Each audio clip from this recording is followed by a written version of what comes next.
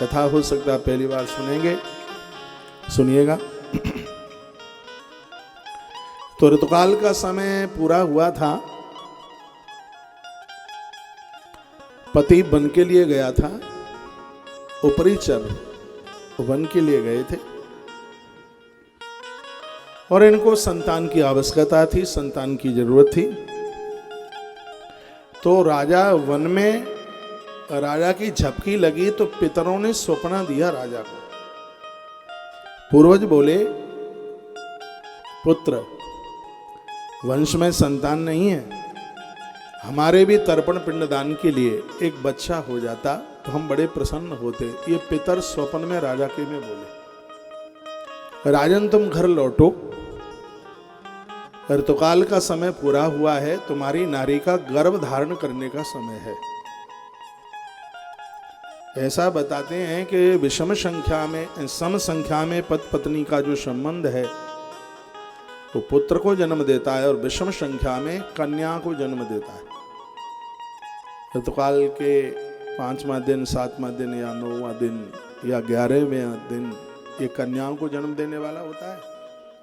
6वां दिन, 8वां दिन, 10वां दिन, 12वां दिन, 14वां दिन और लास्ट 16वां दिन। जैसा कि हमारे ग्रंथ बोलते हैं, ऋतुकाल के 16 दिन तक ही गर्भ में संतान चल करके आती है। तो 16वां दिन होने वाला था। तो राजा ने अपनी एक शक्ति एक दौने में रखकर और एक कबूतर को दे दी। कबूतर उस शक्ति को लेके जा रहा था, यमुना के जल के ऊपर से निकला। सुनिए, तो वहां एक बाज ने बड़ी जोर से झपट्टा मारा तो कबूतर के मुख से वो दोना गिरा और यमुना जी में गिर गया जाके। यमुना जी में एक मछली ने उस शक्ति को निगल लिया। जैसे उस मछली ने उस शक्ति को निगला तो वर्णन किया गया है, कहा गया है कि वो मछली गर्भिणी हो गई, उसके गर्भ में संतान आ गई। एक दिन कोई मछुआरा गच्छतम गगनम सेनम धत्ता चच्च पुटे पुटम, ये सब कथाएं लिखी हुई है। बीच बीच में मैं श्लोक संस्कृत भी बोल रहा हूं तो इससे लगता है कि बात प्रमाणित है। तो जैसे ही मछुआरा आया और मछुआरे ने उस मछली को पकड़ा, कुर्वंती जल की लिमसा जले माना चचारसा जग्राहा चरणम नारी दुजस्या वरवर्णिनी।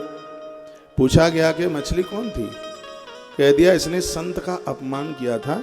तो संत के श्राप की वजह से इंद्र के यहाँ की एक अप्सरा थी जिसका नाम था अद्रका। अद्रका नाम की अप्सरा और एक महापुरुष के साधु के श्राप के द्वारा वो मछली हो गई। इसलिए मैं कहता हूं कि महात्माओं के साथ दुनियादारी के संबंध मत बनाइए। ना उन्हें देवर बनाइए, ना उन्हें भांजा बनाइए, ना उन्हें कुछ ऐसा कुछ बनाइए। ये रिश्तेदारी संसार तक ही, लिमिट में संसार तक ही बना करके रखो। यदि कोई महात्मा तुम्हारे पति को भैया बोलता है, भाई साहब बोलता है, तो उस साधु की तुम कभी भाभी नहीं लगती, उसकी तो तुम बहन होगी या बेटी होगी या माँ होगी। रिश्तों में अति पवित्रता। मुझ जैसी खुली आवाज में, क्योंकि निडर हूं, निर्भय हूं, मुझे बोलने में कोई दिक्कत नहीं होती। ये बहुत बड़ी गलती वो लोग भी करते हैं जो पराई नारी को साधु बन करके भाभी बोलते हैं। वो भाभी नहीं है, या तो वो माँ है या वो बहन है, तुमसे छोटी है, तो वह तुम्हारी बेटी है। साधुओं से हंसी, साधुओं से मजाक नहीं होनी चाहिए, गंभीरता। लेकिन दुर्भाग्य इस बात का है कि गुरुजनों से बात करने में, रिश्तेदारों से बात करने में कोई अंतर नजर नहीं आता, कोई फर्क नजर नहीं आता। मुझ जैसे आदमी को तो बहुत बुरा लगता है, बोले भले ही कुछ नहीं, अच्छा लगता नहीं। इतना मूवमेंट होता है, इतनी हापा कांपी होती है, शरीर पूरा ऐसे हल रहा होता है, ये बिल्कुल भी ठीक नहीं है। कोई भी हो, साधुओं के साथ मान मर्यादाओं को नहीं रखोगे तो मुझे लगता है अपराध नहीं, अपराध का बाप लग जाएगा, जघन्य अपराध लगेगा। वहां तो बहुत गरिमा होनी चाहिए, बहुत शीलता होनी चाहिए, अति पवित्रता होनी चाहिए। पता लगे कि हम गुरुजनों के पास आए हैं, भय होना चाहिए। हम लोग आज भी अपने गुरुजी से भारी डरते हैं। और मैं तो बहुत लंबे अरसे तक गुरुजी के संग रहा हूं, लेकिन आज भी हमें भय लगता है, आज भी डर लगता है, कांपते ही बात करते हैं। और ऐसा नहीं है कि हमसे कोई गलती हो गई है इसलिए भय, मर्यादा होती है, पता लगे कि हमारे गुरु हैं, नहीं तो फिर औरों में तुम्हारे गुरु में फिर अंतर क्या रहा। यदि तुम्हारे पास मान मर्यादाएं नहीं है, चाहे जैसे जो बोल रहे हो, खिल खिल खिल खिल हंस रहे हो, मान नहीं, मर्यादाएं नहीं, पता ही नहीं लगता ये तुम्हारे गुरु हैं, खिलखिला करके हंस रहे। और कभी कभी तो ऐसी अभद्रता की जाती है जैसे कि अपने यार दोस्तों के साथ भी नहीं की जाती।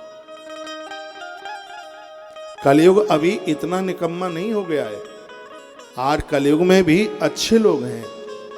कुछ लोगों की वजह से पूरा साधु समाज गंदीला हो, यह बिल्कुल भी ठीक नहीं है। कोई भी हो, मैं हूं, आप हो, कोई और तीसरा हो, ये संदेश सबके लिए। अद्रका नाम की अप्सरा इंद्र के रजवाड़े में रहती है और महात्मा से साथ दिल लगी कर रही है, कभी उसका पाम पकड़ लेती है, कभी उसका कपड़ा छीनती है। ये कोई बात है?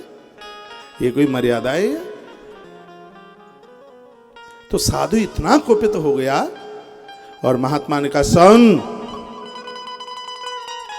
तेरी उछल कूद तो एक मछली की तरह, अब तो इस देवलोक में रहने के लायक नहीं है। मैं तुझे श्राप देता हूं, शीघ्र ही कुर्वंती जल के लिमसा जले मंगना चचार सहा।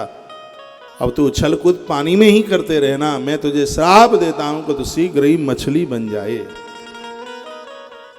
उसको श्राप दे दिया। अब उसने चरण पकड़ लिए, अब वो माफी मांगने लगी। कहा, गुरुजी मेरा उद्धार कैसे होगा? संत वचन पत्थर की लीक है, साधु ने जो कह दिया वो तो पत्थर की लीक है, वो मिटता तो है नहीं। ये कथा देवी भागवत की है।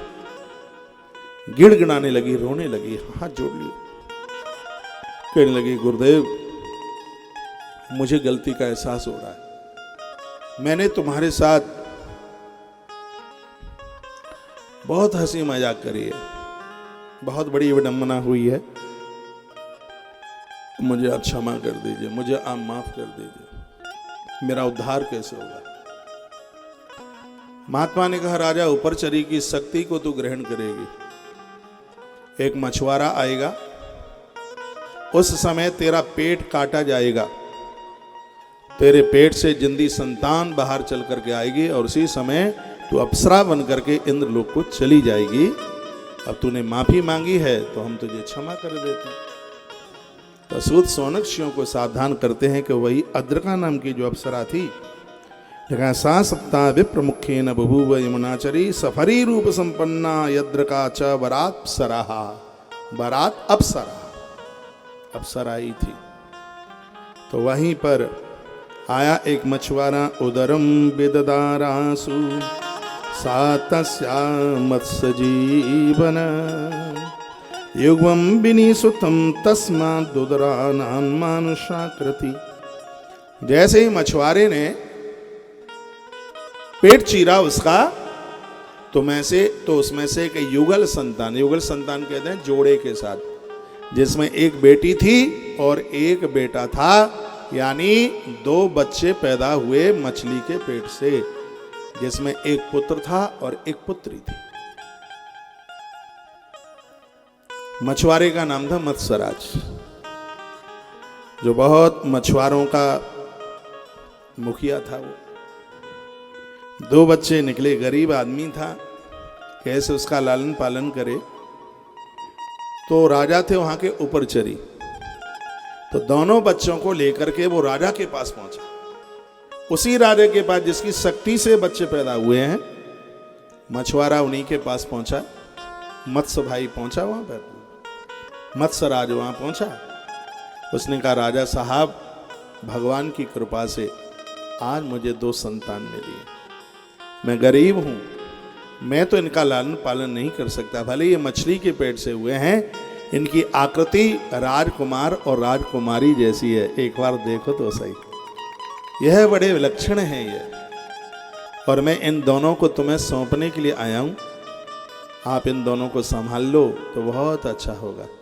पता नहीं इनमें कौन सा राजत्व छिपा हुआ है, पता नहीं ये बालिका कितनी बड़ी महारानी बनेगी, ये कितना बड़ा राजा बनेगा ये बालक, इसका लालन पालन तुम करें। तो राजा ऊपरचरी ने कहा कि बेटी को तू ले जा और बेटा मुझे दे जा, मुझे बेटे की जरूरत है, और ये दुर्भाग्य है कि जिन्हें बेटी नहीं चाहिए। और उसने वो बेटी उस गरीब व्यक्ति को दे दी और बेटा उसने अपने पास रख लिया। बेटे का नाम हुआ विराट। वही विराट है पांडवों ने जहां अपना 1 वर्ष का अज्ञातवास निकाला। राजा विराट सुनिए, जहां पर भीम रसोईया बने, युधिष्ठिर कंक बने, द्रौपदी शैरंद्री बनी और नकुल घोड़ाशाला संभालने वाले बने, सहदेव ग्वारिया बने गौशाला संभालने के लिए। 1 वर्ष के लिए इसी राजा के यहाँ रहे थे। यही राजा है वह जिसका नाम महाभारत में बड़ी पवित्रता के साथ आता है। ऊपरचरी ने उस बालक को ले लिया, उसका नाम रख दिया, नाम उसका विराट नाम उसका हुआ। बहुत बड़ा विराट नरेश हुआ।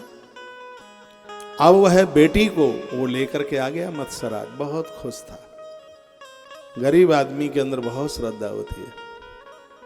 उसको कोई कन्या नहीं थी, वो माँ भगवती को बहुत बहुत धन्यवाद देती है। वो धन्यवाद उसकी पत्नी देती है, रो रो करके कहती है, मैया जी आपने मेरी कैसी सुनी है, मेरे कोई लड़किनी नहीं थी, मेरे कोई बेटी नहीं थी, तुमने कितनी बड़ी कृपा करी और मुझे बेटी मिल गई। नामना कालित विख्यात तथा मत्स्योदरी चा, उसी का नाम मत्स्योदरी नाम रख दिया। मत्स्य के पेट से हुई थी ना, उसका नाम रख दिया मत्स्य नरेश। बाद में उसको विराट कहते हैं, पहले उसका मत्स्य नरेश नाम हुआ और इसका नाम रख दिया मत्स्योदरी। मछली के पेट से हुई थी इसलिए मत्स्योदरी नाम हुआ। मत्स्य गंधेत नामना वै गुणेन समजायत विवर्धमाना दासस्य ग्रहे सावासवी शुभा। गुणों को समझा, उस बेटी को गुणों को समझा। इसकी देह से जब गंध निकलती थी, मछली की गंध निकलती थी। आप कहोगे अभी तो आप कह रहे पुष्पों की गंध, वो तो महात्मा पराशर जी की बड़ी कृपा रही है, अभी आप सुनेंगे। पहले तो इसकी देह से मछली की गंध निकलती थी। वर्णन है, मछली की गंध देह से निकलने की वजह से इसका नाम मत्स्यगंधा इसका नाम रखा गया, इसलिए इसका नाम मत्स्यगंधा रखा। समय चलता रहा, बेटी छोटी से बड़ी। मत्स्यगंधा तथा जाता किशोरी चाँद सुप्रभा, तस कार्याण कुर्बाणा वासवी चाँद सुप्रभा। वर्णन किया गया कि वह मत्स्यगंधा किशोरी अवस्था को प्राप्त हुई, तब उसका सौंदर्य और भी बढ़ गया। वह परम सुंदरी वसु कन्या, उपरिचर वसु थे, निषाद राज के कार्यों को करती हुई रहने लगी। वो नाव डालना सीख गई, नौका डालती थी, पिताजी के लिए भोजन लेके जाती थी। पिताजी जब भोजन करते थे उतनी देर में खुद नाव से यात्रियों को पार उतार देती थी। एक दिन क्या हुआ, देखा, एकदा तीर्थ यात्रायाम ब्रजन पाराशरो मुनि, आजगाम महातेजा कालिंद्या तटमुत्तम। ये स्थान यूपी में कानपुर के पास पड़ता है, कानपुर के पास है, और कानपुर के पास है पुखराया। उससे थोड़ा सा और इधर को आएंगे, उस जगह को आज कालपी के नाम से जाना जाता है जगह कालपी। ये वहीं की घटना है, ये वहीं की कथा है। निषाद माह धर्मात्मा कुर्वन्तं भोजनम तदा प्रापयस्य परम पारम कालिंदा उड़पे नमा। रंग सांवला था बिल्कुल। पिताजी को उसने भोजन दिया तो पिताजी तो भोजन कर रहे थे और वह नाव डालने को पहुंची। इतने में ही महात्मा पराशर यात्रा करते हुए वहां आ गए। उन्होंने उस नाव में उस मत्स्यगंधा को देखा जिसकी देह से दुर्गंध मछली की आ रही थी। तो कहा कि देवी हमें पार उतार दो नाव से। उसने कहा कोई बात नहीं है, और महात्मा पाराशर नाव में बैठ गए। थोड़ी ही दूरी पर आगे चले, इतने में महात्मा पाराशर ने कहा कि हम तुमसे एक बच्चे को जन्म देना चाहते हैं, तुमसे एक संतान को पैदा करना चाहते हैं, तुम स्वीकार करोगी? बहुत ध्यान से सुनना, इस कथा में बहुत बड़ा समाधान छिपा है। आज हमारे धर्म को बहुत बदनाम किया जाता है कि महात्मा पाराशर ने नाव डालने वाली एक लड़की को अपनी पत्नी बनाने की कोशिश की, पत्नी बना, और बहुत कुछ बोला जाता है। जब तक ग्रंथों को बारीकी से न पढ़ा जाए तब तक बात का समाधान होगा नहीं। उन्होंने कहा कि हम तुम्हारे माध्यम से एक संतान को जन्म देना चाहते हैं, क्या तुम स्वीकार करोगी?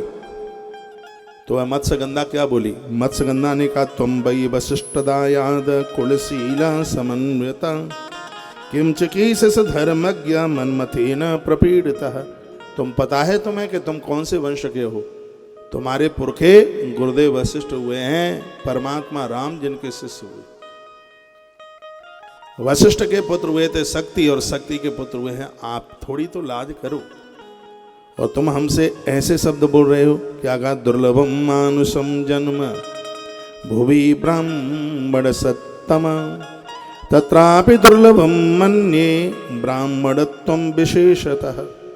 क्या कहा? हे ब्राह्मण, हे तुझे पता है, तुम्हें पता है कि ब्राह्मण, पहले तो मनुष्य जन्म ही बड़ा दुर्लभ है, और मनुष्यों में भी ब्राह्मण शरीर अति ज़्यादा दुर्लभ है। इस पृथ्वी पर मनुष्य जन्म दुर्लभ, और उसमें भी ब्राह्मण कुल में जन्म लेना तो उससे भी ज़्यादा दुर्लभ है। तुम्हें पता नहीं है, आप कुल से, शील से तथा विद्या अध्ययन से एक धर्मपरायण से श्रेष्ठ ब्राह्मण हैं। आज आपके खानदान की महिमा कौन नहीं जानता? मुझे मत्स्यगंधा जिसकी देह से इतनी दुर्गंध आ रही है, और आप मेरे यौवन के ऊपर कामातुर हो गए। क्या तुम्हें लाज नहीं लग रही? क्या तुम्हें शर्म नहीं लग रही? मेरे शरीर में स्थित किस विशेषता को देख करके आप मेरा हाथ पकड़ने के लिए कामासक्त होकर मेरी ओर चले आ रहे हैं? क्या आपको अपने धर्म का ज्ञान नहीं है? इसलिए तो मैंने कहा है कि धरती की हर नारी अपने आप को सुरक्षित रखे। तो इस मैं पवित्र व्यासपीठ से मैं निवेदन करना चाहूंगा, इस मनुष्य की इतनी हिम्मत नहीं है। हमने तो माता जानकी का चरित्र पढ़ा, और मैं कहूँगा इस पूरी दुनिया में हमारी भारत की नारी से पवित्र नारी कहीं है ही नहीं। इसलिए ये तो साक्षात दुर्गा है, इसलिए तो साक्षात भगवती है। इसको तो देख करके इसके चरण छूने का मन करता है, चरणों में साष्टांग प्रणाम करने का मन करता है। ये भारतीय नारी है, इसलिए भगवान के जितने अवतार हुए हैं वो भारत की धरती पर ही हुए हैं। लोग कहते हैं और देशों में क्यों नहीं हुए? क्योंकि और देश में देवकी, कौशल्या और यशोदा पैदा नहीं हुई। ये गौरव भारत का है। पूज्य स्वामी विवेकानंद जी महाराज जी ने जब प्रदेश में ये बात कही कि मैं उस भारत माता का बेटा हूँ जहाँ एक नारी अपना पूरा जीवन अपने पति के साथ निकाल देती है, विदेशी लोग आश्चर्यचकित हुए थे, क्योंकि वहाँ तो रोजाना विवाह होते हैं, रोजाना टूटते हैं। लेकिन ऐसा एक अपना भारतवर्ष है जिस नारी की मांग में अपने पति के लिए सिंदूर होता है। ऐसी भारतीय नारी को तो देवता भी वंदन करते हैं, देवता भी प्रणाम करते हैं। माता सत्यवती के मुख से जो शब्द निकले हैं, एक एक वाक्य आदर करने के लायक। क्या कहा उन्होंने? 12 नंबर का श्लोक है, समीपम समायासि कामातुरस्त्वं कथम नाभिजानासि धर्म स्वकीयम् कुलेन शीलेन तथा श्रुतेन द्विजुत्तमस्त्वं किल धर्मविच्छः अनार्य भावं कथमागतोऽसि विपेन्द्रमा वीक्ष समोघनान्दम् मदीये शरीरे द्विजभोगबुद्धे शुभं कि समालोक्य पाणिं गृहीतुं समीपं समायाति कामातुरस्त्वं कथम नाभिजानामि धर्म स्वकीयम्। क्या आपको अपना धर्म याद नहीं आ रहा है? अवमंद बुद्धिर्दजोहम गृहीष्य जले मग्न एवा समावै गृहीत्वा मनोव्याकुलं पंचबाणान् विद्धं न कोपवीय शक्य प्रतीप ही कर्तुम्। जवाब दिया मंद बुद्धि, अरे इस जल में मुझे पकड़ने को आप क्यों आतुर हो रहे हैं? मेरा स्पर्श करके कामबाण से आत होते हुए आप व्याकुल मत होइए और अपने आप को रोकने की कोशिश कीजिए। ऐसा सोचकर उस निषाद कन्या ने महामुनि पराशर से कहा, हे महाभाग, आप धैर्य धारण करें, मैं अभी आपको उस पार मैं आपको लगाए देती हूँ न कोपम शक्तिम प्रतीपम ही कर तुम। उन्होंने तब सूर्य जी कहते मणि पराशर उसका हितकारी वचन सुनकर और उसका हाथ छोड़ करके और वहीं स्थित हो गए और उस पार। अब यहां जो सुनने के लायक बात है, बीच में एक टापू मिला था, टापू पर दोनों उतरे। ये ऐसा महात्मा पाराशर ने क्यों कहा, क्यों किया? तो संत लोग इसका समाधान करते हैं। पाराशर महात्मा बहुत बड़े ज्योतिषी थे, इसलिए पाराशर ज्योतिष के नाम से जाना जाता है। ज्योतिष का बहुत बड़ा ग्रंथ है। संहिताओं में भी एक बहुत बड़ी संहिता है पाराशर संहिता, जो कि मैंने पिछले साल बैसाख के महीने में श्रीधाम वृंदावन से सुनाई थी। पाराशर संहिता बहुत बड़ा अद्भुत ग्रंथ है। महात्मा पाराशर ने ऐसा क्यों किया? निषाद कन्या मत्स्य गंगा को इस महात्मा ने क्यों स्पर्श किया? सबसे पहले तो मैं कह दूं, यह निवेदन कर दूं, सांसारिक कोई भी कर्म महात्मा के द्वारा और इस देवी के द्वारा कुछ भी नहीं हुआ।